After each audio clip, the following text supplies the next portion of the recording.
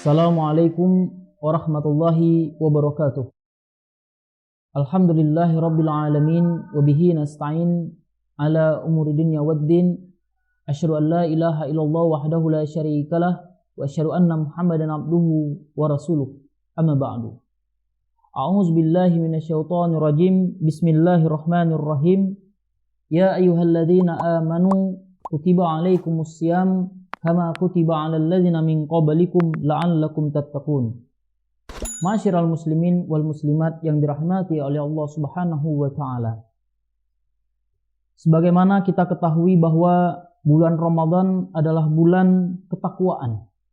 Bulan di mana seluruh umat Islam menjalankan segala perintah Allah Subhanahu wa taala dan meninggalkan segala larangannya.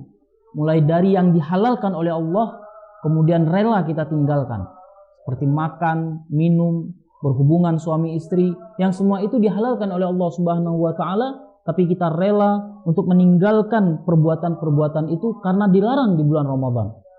Bukan hanya itu, kita juga berpuasa dari perkara-perkara yang amat dilarang oleh Allah Subhanahu wa taala. Kita meninggalkan perbuatan kemaksiatan. Kita lebih banyak melakukan ibadah. Kita tidak melakukan ghibah. Kita tidak melakukan amalan-amalan yang sia-sia. Karena apa? Karena la'allakum tattaqun. Agar kita masuk atau menuju kepada derajat takwa yang dijanjikan oleh Allah Subhanahu wa taala.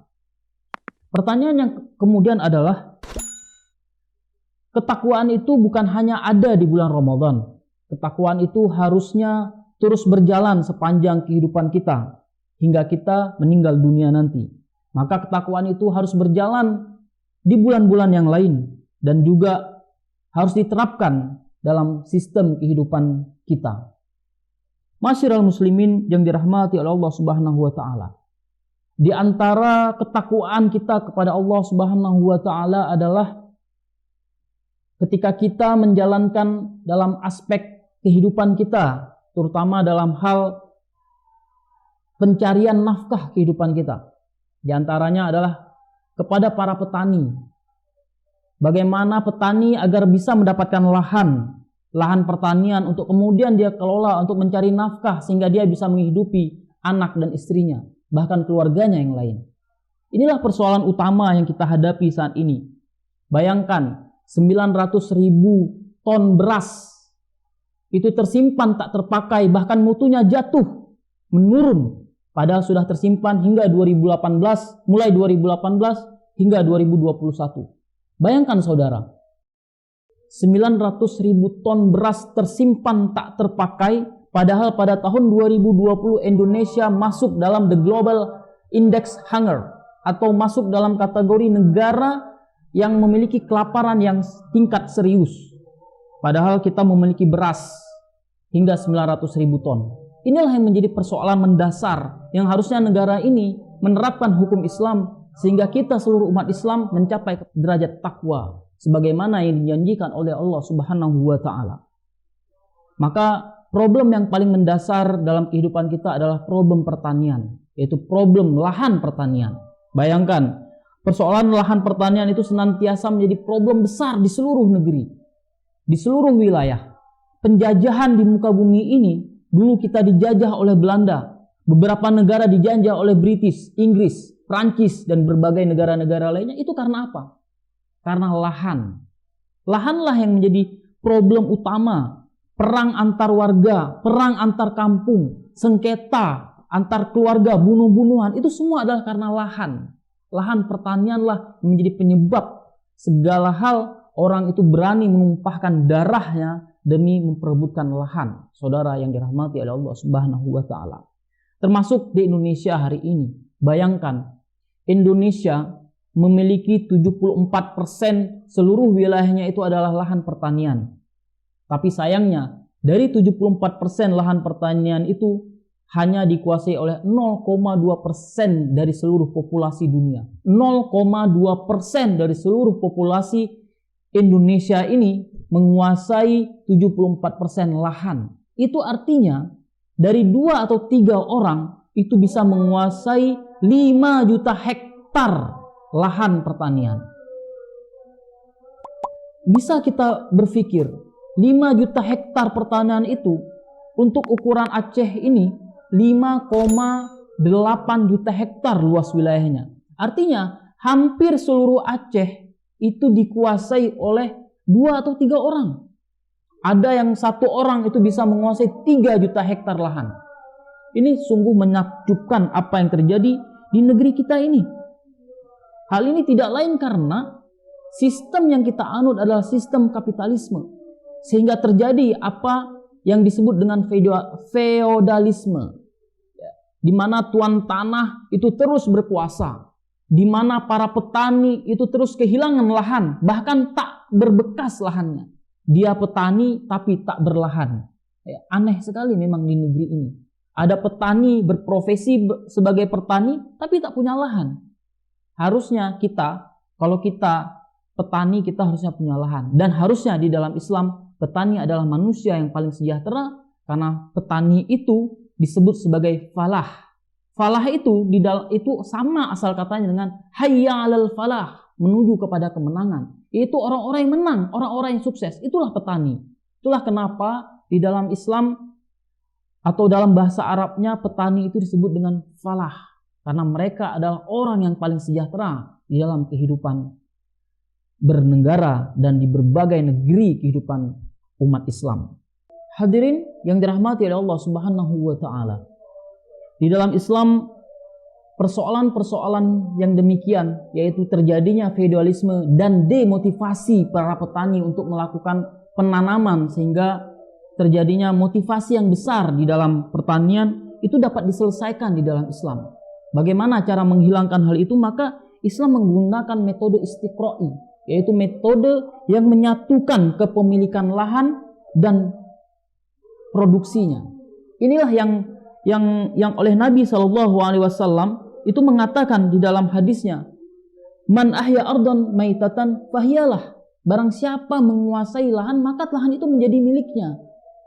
Dan ini juga yang kemudian diterapkan oleh Umar bin Khattab di masa kekhilafahannya, yaitu ketika itu Bilal bin Haris sudah memiliki lahan yang cukup luas yang diberikan pada masa Rasulullah SAW, namun tidak mampu dia kelola. Kemudian Umar dengan segera mengambil alih tanah tersebut untuk kemudian diberikan kepada masyarakat yang membutuhkannya. Di samping itu, Rasulullah SAW juga melarang penyewaan lahan. Inilah satu metode yang paling menyayat hati bagi para kaum feodalisme, di mana seorang kaum feodal itu, seorang pemilik lahan itu tidak bisa menyewakan lahannya untuk kemudian dia bisa tetap memiliki lahan tersebut. Tidak bisa. Rasulullah SAW bersabda, "Nah Rasulullah SAW ayyu khazalil ardin ajrun aw hadzin." Rasulullah melarang mengambil sewa atau bagian atas tanah. Hadis riwayat Muslim. Nabi juga mengatakan, "Man kana ardun falyazra'ha aw liyuzri'aha akhahu wa la yukariha bi thuluthin wa la birubu'in wa la bi ta'amin musamma." Siapa saja yang memiliki sebidang tanah, hendaklah dia menanaminya atau hendaklah saudaranya yang menanaminya. Dia tidak boleh menyewakannya dengan 1/3 atau 1/4 dari hasil pertanian dan tidak pula dengan makanan yang telah ditentukan. Hadirin hadirat yang dirahmati oleh Allah Subhanahu wa taala. Inilah lapisan-lapisan yang diberikan oleh Islam sehingga tidak terjadi apa yang disebut dengan feodalisme yang selama ini terjadi atas para petani. Seseorang itu boleh memiliki lahan seluas apapun. Islam mengizinkan itu. Siapapun, manusia bagaimanapun, punya uang, tidak punya uang, dia boleh menguasai lahan seluas apapun yang dia mampu. Jangankan 5 juta hektar, seluruh Indonesia ini pun kalau dia mampu mengelolanya, maka dipersilahkan oleh Allah Subhanahu wa taala untuk dikelola. Namun dengan satu syarat, yaitu penyatuan antara kepemilikan dengan pengelolaan. Apabila dia tidak mampu mengelola, maka lepaskan tanah itu. Atau kemudian dalam masa 3 tahun dia tidak dikelola, maka tanah tersebut boleh dimiliki oleh orang lain. Tidak hanya itu, saudara-saudara yang dirahmati oleh Allah Subhanahu wa taala dimanapun Anda berada. Hal ini juga bisa membuat seorang petani itu semakin sejahtera. Kenapa? Karena seorang petani itu bisa memiliki daya tawar yang tinggi. Petani itu bisa meminta bayaran yang tinggi untuk pengelolaan lahannya karena dia sebagai seorang profesional di bidang pertanian. maka dia bisa minta gaji yang cukup besar untuk mengelola sebuah lahan pertanian. Ya. Kenapa? Karena apabila seorang pemilik lahan tidak mau menggajinya dengan bayaran yang tinggi, maka tunggu saja 3 tahun, maka lahan tersebut dapat beralih kepemilikan kepada orang lain. Inilah cara Islam, sebuah cara yang sangat di luar out of the box, ya. Jauh melampaui batas apa yang dipikirkan oleh manusia. Kita boleh memiliki, tapi ada batasan-batasannya, ada lapisan-lapisannya. Sehingga seluruh kaum muslimin mendapatkan keadilan. Bukan hanya muslimin, siapapun itu. Baik muslim, non-muslim, dia akan mendapatkan keadilan untuk mengelola lahan dimanapun yang ada di seluruh negeri kaum muslimin, yang kemudian dia bisa memanfaatkannya. Sehingga tanah-tanah yang ada seperti saat ini itu bisa bermanfaat, bisa ditanami, bisa menyelesaikan berbagai persoalan kemiskinan yang hari ini terjadi di berbagai belahan negeri, termasuk di Indonesia hari ini. Masyiral muslimin yang dirahmati oleh Allah Subhanahu wa taala. Inilah bagian daripada ketakwaan kita yang harusnya kita tingkatkan dalam kehidupan kita sehari-hari. Bukan hanya dalam kehidupan individu kita, tapi tingkatkan pula dalam ketakwaan kita untuk menjalankan apa yang diperintahkan oleh Allah Subhanahu wa taala. Haram hukumnya kita menyewakan tanah pertanian itu. Karena itu melanggar daripada hadis Nabi SAW. Dan ini adalah perintah Allah yang diperintahkan kepada kita, kepada seluruh kaum muslimin. Demikian, mudah-mudahan bermanfaat. Billahi taufiq wal hidayah. Wassalamualaikum warahmatullahi wabarakatuh.